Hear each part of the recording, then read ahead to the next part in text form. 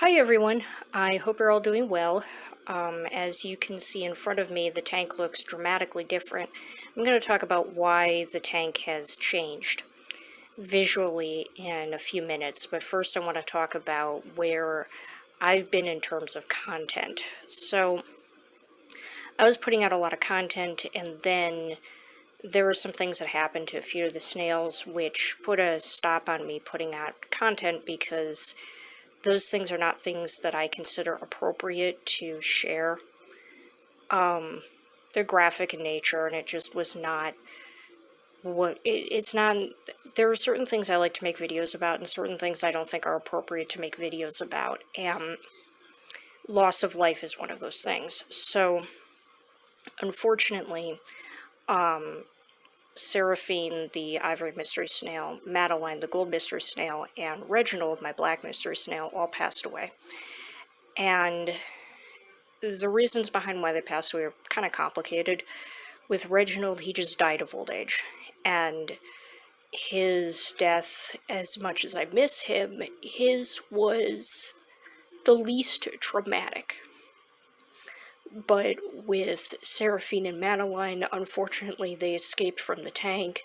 They sustained some pretty severe shell injuries, and I was able to repair Madeline's shell, but Seraphine's was so bad, and her mantle ended up collapsing, and it was horrible. And then, Madeline passed away a week later from the same thing.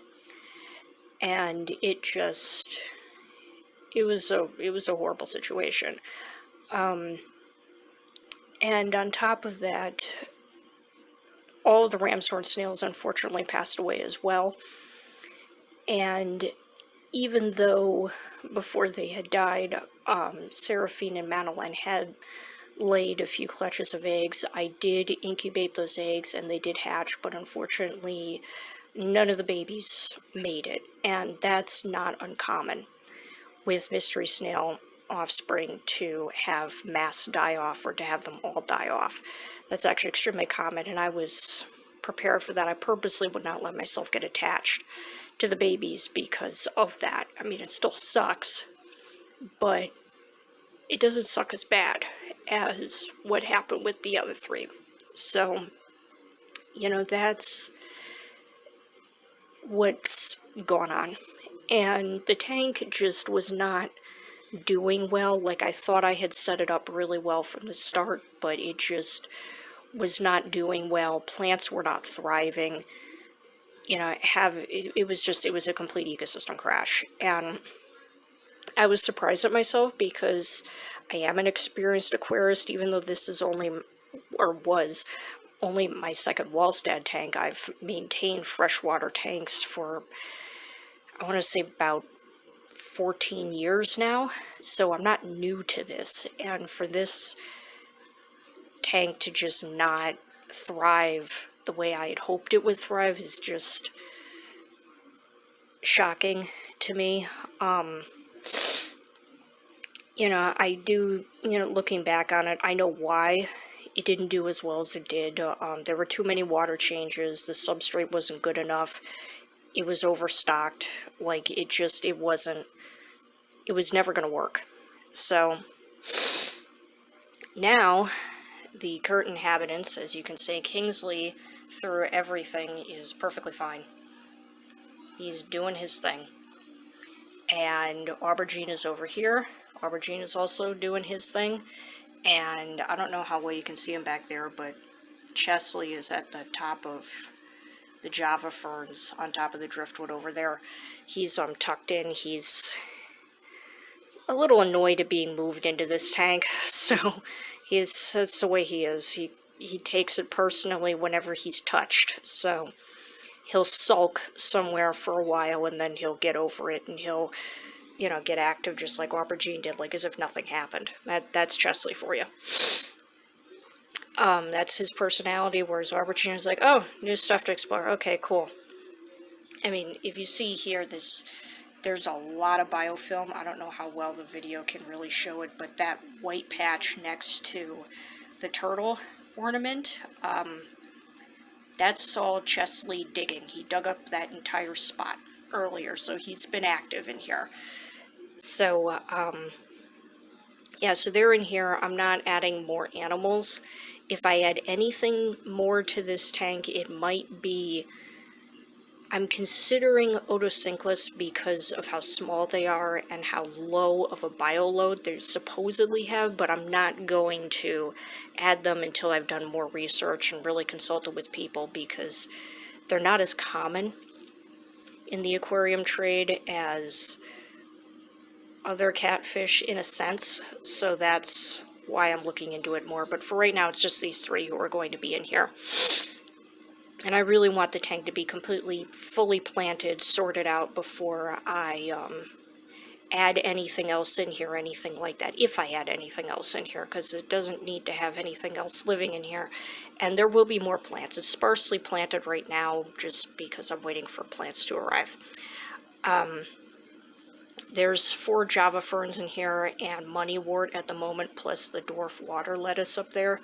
I have a few plants arriving tomorrow, red flame sword plant, and Lobelia cardinalis, and there's something else too that's arriving, and I can't remember. Oh, I don't know how to pronounce the name of it. Alteranthera reinecki, I believe is what it is. Tall red plant. We're just going to call it tall red plant. Yeah, that's arriving tomorrow, hopefully, and I'll plant those in.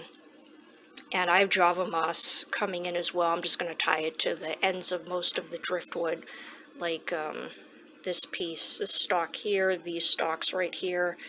I'm not putting Java moss on these right here. I want to leave them just, you know, stick-like. But like down here, these guys are going to get, these sticks back here are going to get Java moss as well. I think it's going to look really cool. So that plus Vallisneria will go in the back. And I also ordered a bunch of Monte Carlo, which is going to be in the foreground to carpet most of the foreground. And I think that's going to look really interesting.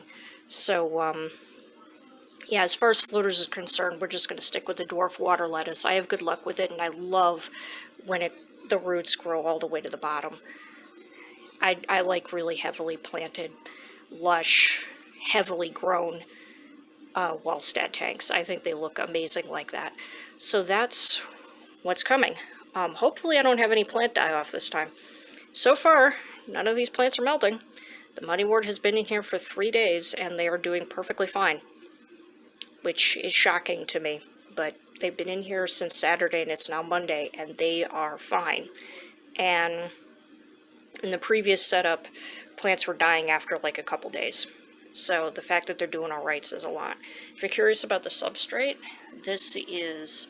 the first layer is crushed coral, the second layer is red fluoride by Seachem, and then the third layer is just coarse white sand. And I put in a little bit of crushed coral just for decoration. The current water parameters, everything's at 0, which is why I put everybody in here. Yeah. And I set this tank up Saturday morning and let it run with just the bubble filter, or not bubble filter, but bubbler, airstone. That's what's called, airstone. I've never used an airstone before. I really have never used an airstone before. It's a completely new thing for me, and I really like it because it shot the pH up to exactly what I wanted it to be, which was 7.6, and that was amazing. And it achieved that yesterday. As a matter of fact, like, it shot the pH up like really quickly, which is awesome.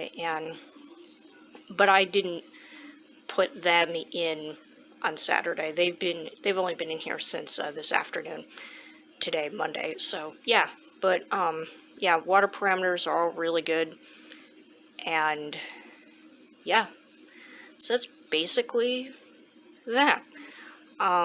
That's everything I have to share with you guys so far. Look forward to more videos as more things go on and as this tank grows and changes and does what it needs to do. I'm going to shut their light off in a minute because it's nighttime. They don't need the light on anymore. And Kingsley is begging me for food that he doesn't need to have because he already ate today. So yeah, alrighty. Thank you guys very much. I hope you enjoyed, and I will see you guys next time.